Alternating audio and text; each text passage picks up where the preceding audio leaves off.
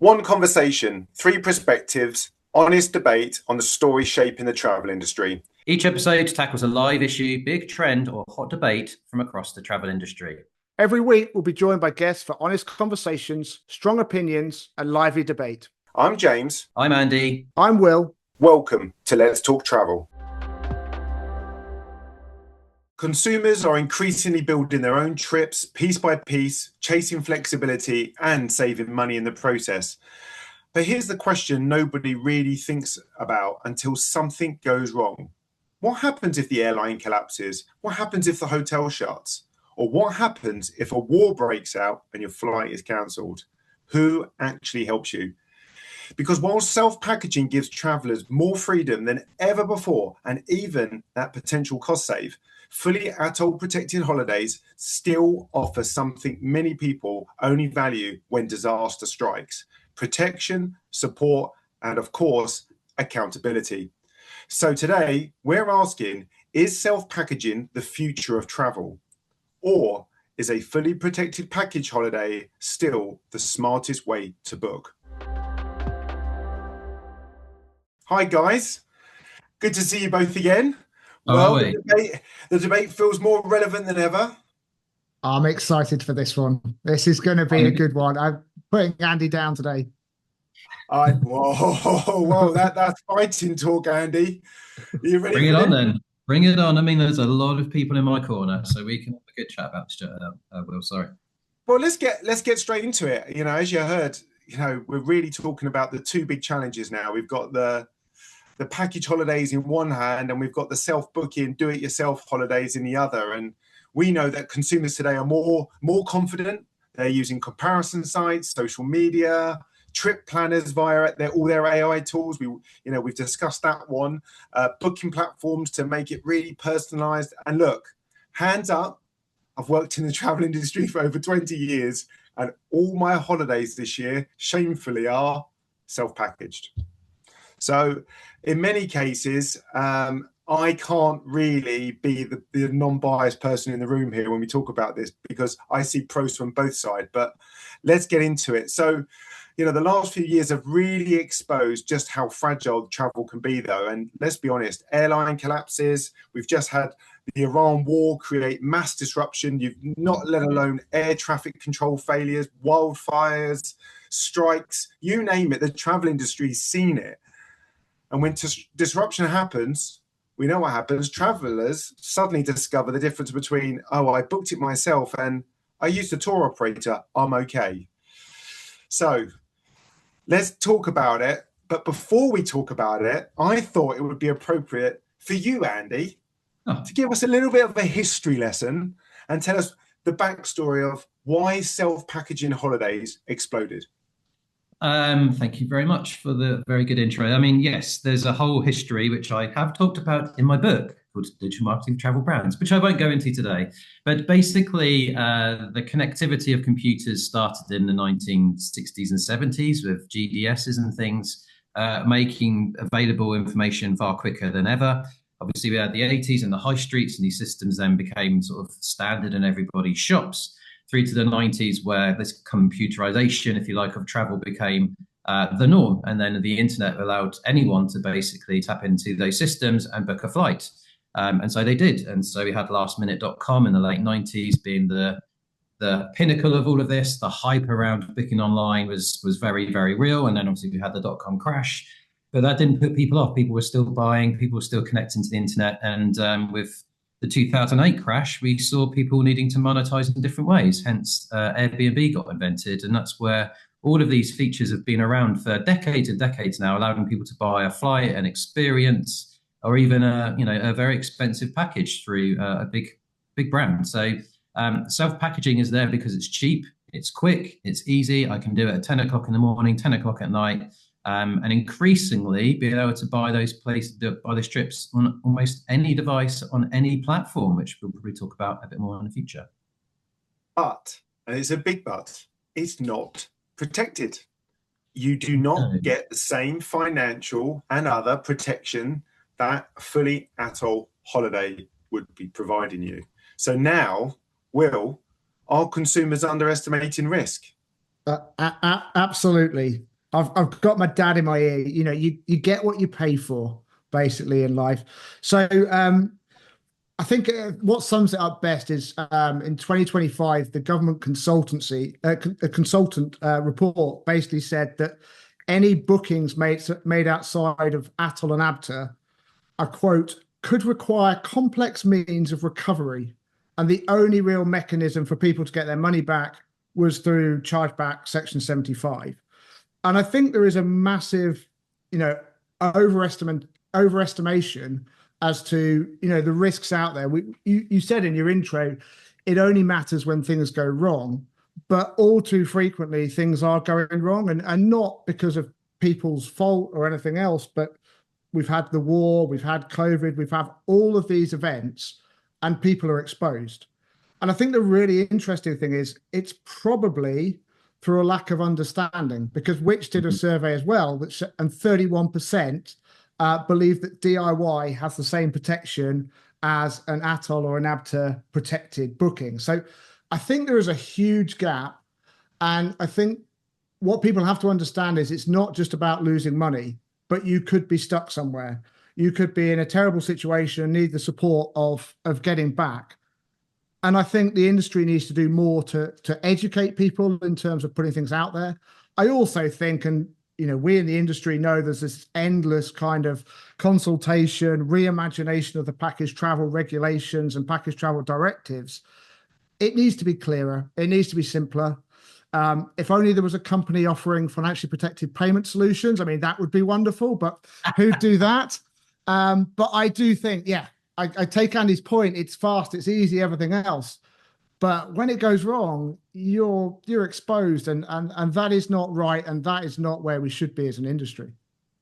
And let's be honest, when a failure of an airline, a tour operator happens, and you've got, in particular when an airline fails, so if we look back at someone like a Monarch, an Excel, a Thomas Cook, you know, there's a load of these. But when those consumers are abroad and they are stuck and they're brought home by the government, the people who are actually paying for it is Joe Public. Yeah. Mm-hmm. And that's a big, that is a huge realization that once again, Joe Public are bailing out those people who just thought, hey, I'm going to save some money here. Don't worry about it. Someone else will sort it out for me. But what I find really interesting is now there's something going on in the world, you know, with the events in Iran, there is definitely a shift and there's a nervousness. And so people do in part know that they've got to go for package for protection. So Jet2 have just released some information that says their packaging has gone up 5% to over 50%. TUI quotes it as packaging being the gold standard, but for me, that's a little bit hearsay. But you can see that shift when world events move against it. But the concerning thing for me is only 48% of outbound travel. So the key bit in there is the outbound bit. It's not all travel. It's not, you know, your staycation. But even that, I think, needs to be thought about. Only 48% is ATOL protected. And I just, as you said, James, when things go wrong, and history in travel says that things go wrong, it is a resilient industry. It does bounce back, absolutely, but people get caught out. And there should be a way, there should be clarity, and it should be affordable to make sure that you are protected. And I think people are seeing world events and they are starting to react. I mean, the last decade or two, the world has been fairly neutral in terms of world events and problems about travel. So we've all traveled very nicely. It's all been very, very cheap. And that's fueled this position we're in today. And so we've had a whole generation of people who don't even know what ATOL is. They don't know what ABTA is. They've never had anything go wrong. Why the bloody hell would I bother? And I think this is the challenge going forward, is people self-booking may have to sort of have a bit of sharp pain. But if they don't, then, you know, that pain is in the future, and I can save 20 quid or 50 quid by booking it myself today. And I think there's a whole education piece that needs to happen, but people will still be booking online, and places like Meta, places like Expedia make it so easy to do these things without having to worry about protection. I think it's just going to be a huge part of the industry and get even bigger, is my perception. Listen to him back down there, though. Listen to him back down. We've got all this marketing, we've got all this cheap business, but ultimately you need to protect it. You're coming round to my argument, surely, Andy. I'm not entirely sure I am. I think there's this until people suffer the pain, they will not care. And the industry, as we talked about, does need to do more to say what ATOL is, what APTA is. When I see that logo on the bottom, what does that actually mean to me? I am protected. I am going to be safe to come back. I am going to have some support. People don't see those things, I think, and understand that. And that's where, again, the industry does need to do more, I would say. So I'll speak on the side of a consumer who does both. I love the travel industry. I've been in it, as I said, for over 20 years, and I've done both. I've booked package holidays and I've done the DIY book it yourself holidays. And this year I alluded to that I've got those type of holidays. So if someone was to ask me why, it's because of the complexity involved with one of the trips that I booked. It involves so many different elements of this holiday, multiple hotels, car hire, boats, ferries, you name it. If there's something that's involved, I've had to take responsibility for it and book it all and organize it all. Now, I take great pleasure in doing that, but I also know that if I pass that type of experience on to a tour operator, whilst some very good specialist businesses would be able to deliver it, I would be paying a considerable premium for that product. And I enjoy doing it myself. So I'm happy to take that level of risk. But that poses the question probably for you both, which is it the fact that the industry itself has evolved now to a state that really maybe a much broader regulatory reset is needed across the industry to provide this level of protection for everybody? Yeah, and I think, look, I'm going to put my hand up as well. I do self-book a lot in terms of putting together itineraries and doing things.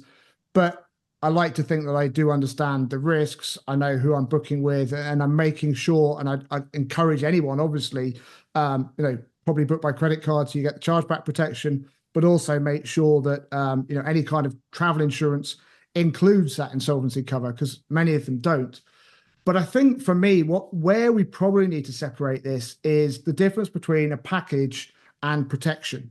And what I would drive for is that for all the self-building you're doing, there should be a protection means, and there should be a responsibility for travel companies in whatever field, whatever vertical they're in, to actually offer that protection, and then it all kind of fall back up. Because the danger is, to what Andy's arguing, we just become the Wild West. We literally become a marketing vehicle. You can set up a company doing whatever, and there are always new entrants to the market who don't care or don't understand the need to protect consumers' money.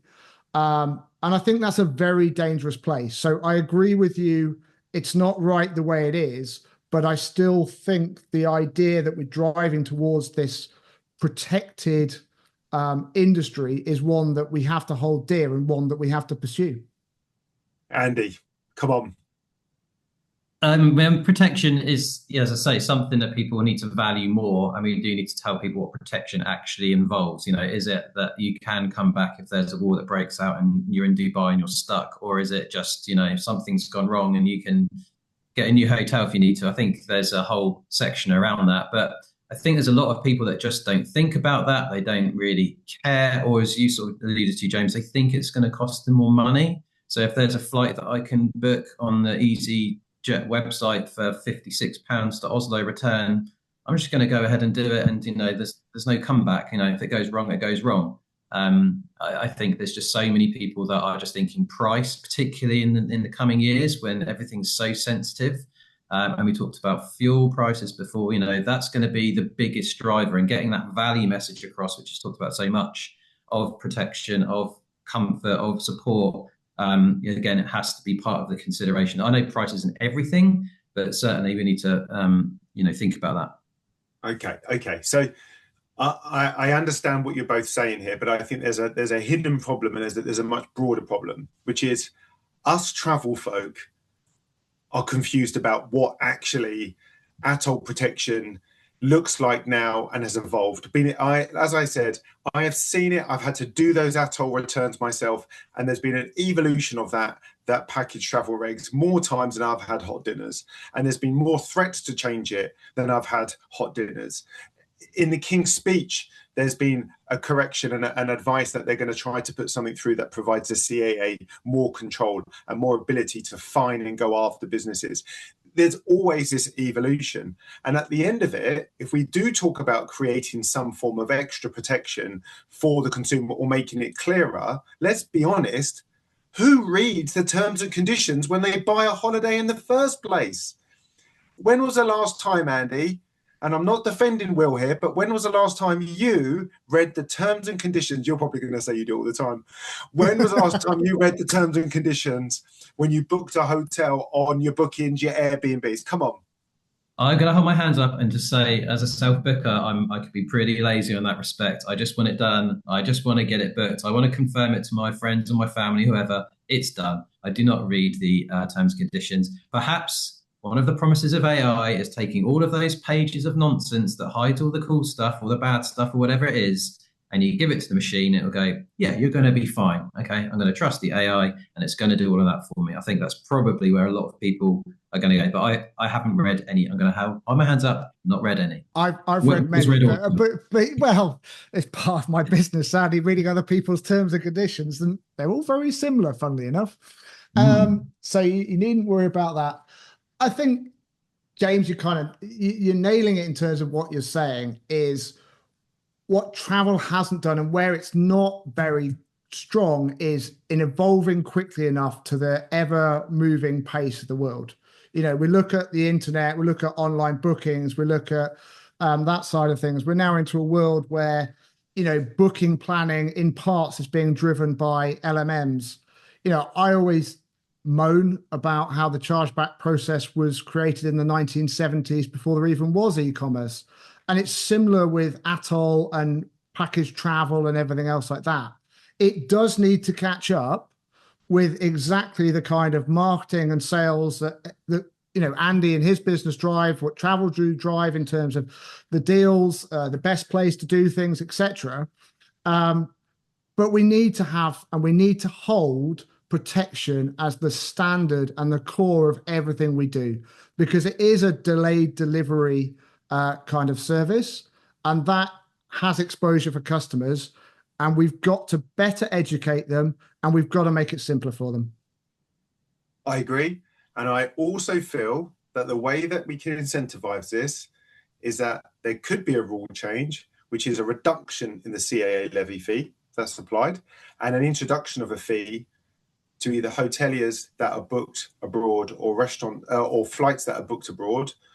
And in some form that if you're not booking a package, whether if it's a 50p or a pound, something is going in to protect that individual in the same form that if they're flying on their own. Because at the moment, if EasyJet was to fail tomorrow, and for fact they're not going to, but if they were going to fail tomorrow, there are vast amounts of individuals who feel they are protected, even if they booked a flight only with EasyJet.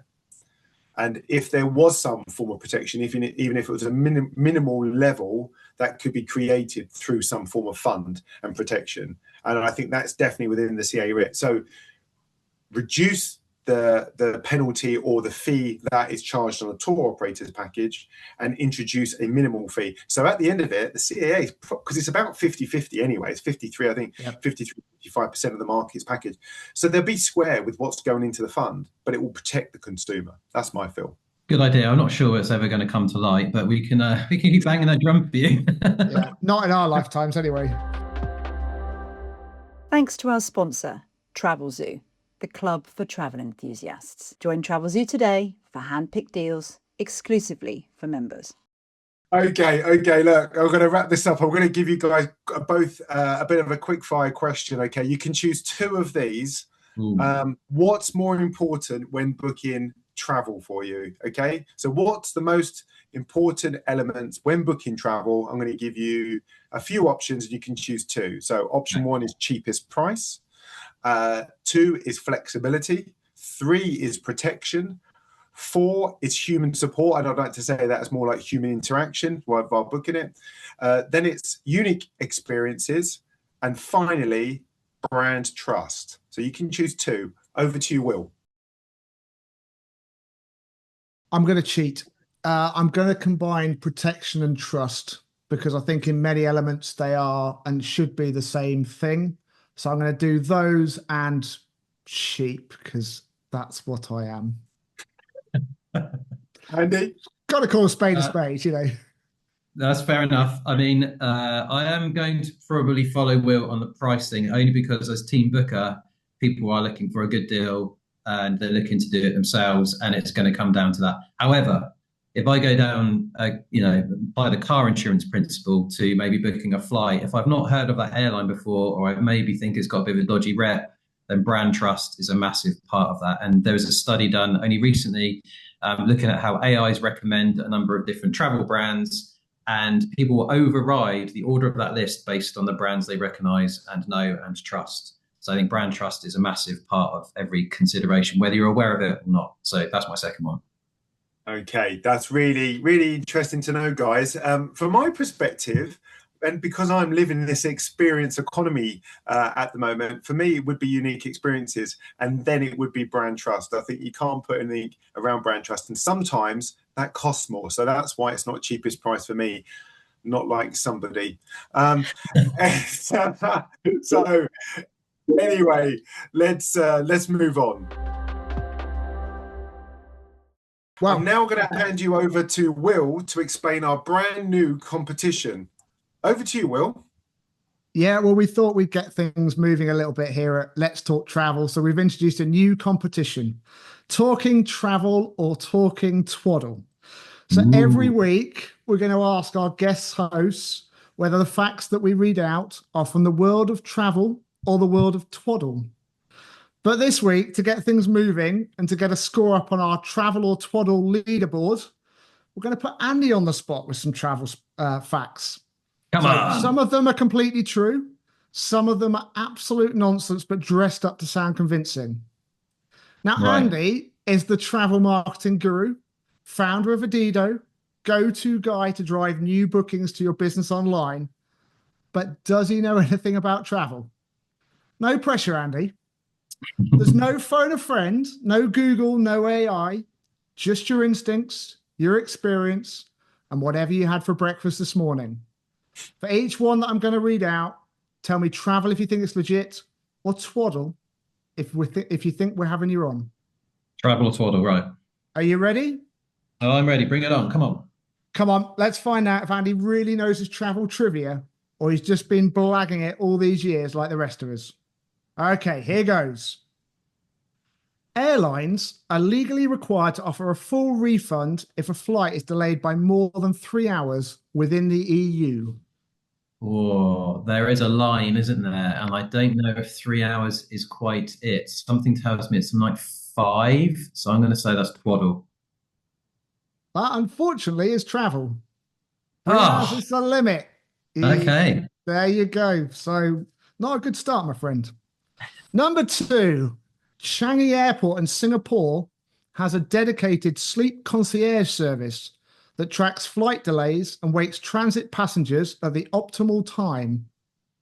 I mean, if that's not true, then blimmin' how it should be some point soon. Crikey, I'm got to be travel. That is twaddle, my friend. Oh, my word. Come on, Shanghai Airport. Okay, number 3. The world's shortest scheduled commercial flight is just 2 minutes long. And in fact, a world record was set of just 47 seconds. Is that travel or twaddle? I think that is travel. That is travel. It connects 2 Scottish islands. I was going to say Scotland. Westray to Papa Westray. So well done. A point on the board. Hey. Number 4. Amsterdam Schiphol Airport, they're all airline related today, that was just coincidence, is built on the bed of a lake that was drained in the 19th century. Travel or twaddle? I'm going to say that is travel. Oh, it's a strong finish. That is travel. We've got one more left to Come on. prove your worth, Andy. In Iceland, custom officers must speak at least 3 languages as part of their certification requirements. Is that travel or twaddle? Do you know this for a fact, or is this? I mean, obviously, I spent a lot of time researching this. 3 languages. Iceland. I'm going to say travel. Wow. That was twaddle, I'm afraid. So there we have it. Andy Headington, travel marketing and Adido royalty.